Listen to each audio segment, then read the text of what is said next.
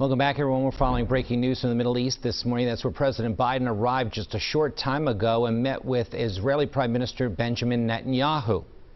This meeting comes one day after an explosion at a hospital in Gaza killed more than 500 people. CBS News correspondent Ian Lee now joins us live from Tel Aviv. Good morning, Ian.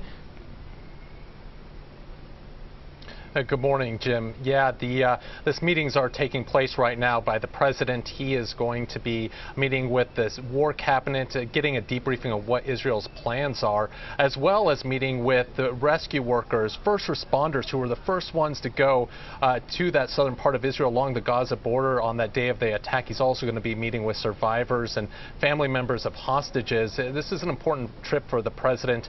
He really wants to send a message to the people of Israel that the United States stands beside him, but also he is here to get that desperately needed aid into Gaza. It's very important that they have that because there's just a humanitarian crisis looming.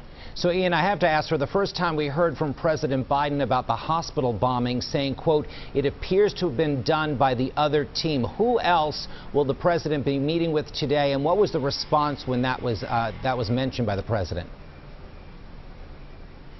Yeah, Jim, you know, we're getting more and more information out about that hospital bombing. Israel is saying that it was Islamic Jihad, a Palestinian militant group inside Gaza. I can tell you, being in Gaza before for multiple conflicts, I've seen those rockets misfire and hit inside the Gaza Strip. So it's definitely possible. And the president did say that it was as he said, the other team that hit the hospital.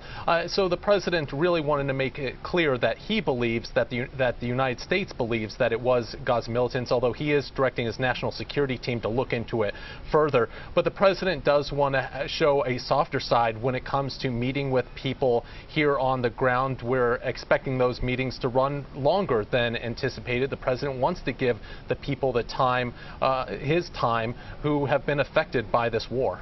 And what are you hearing from the people there in Tel Aviv about the president's visit? Are they saying anything?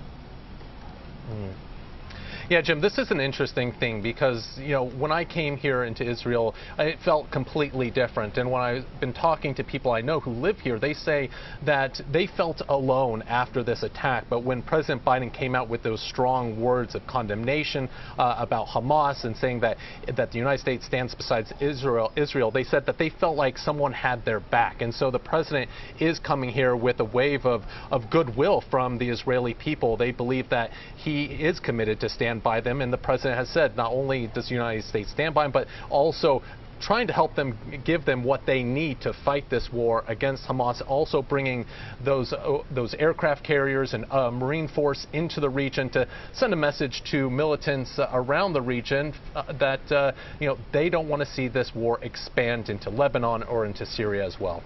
Well, thank you, Ian. We appreciate your comprehensive reporting out there in Tel Aviv. Be sure to stay safe.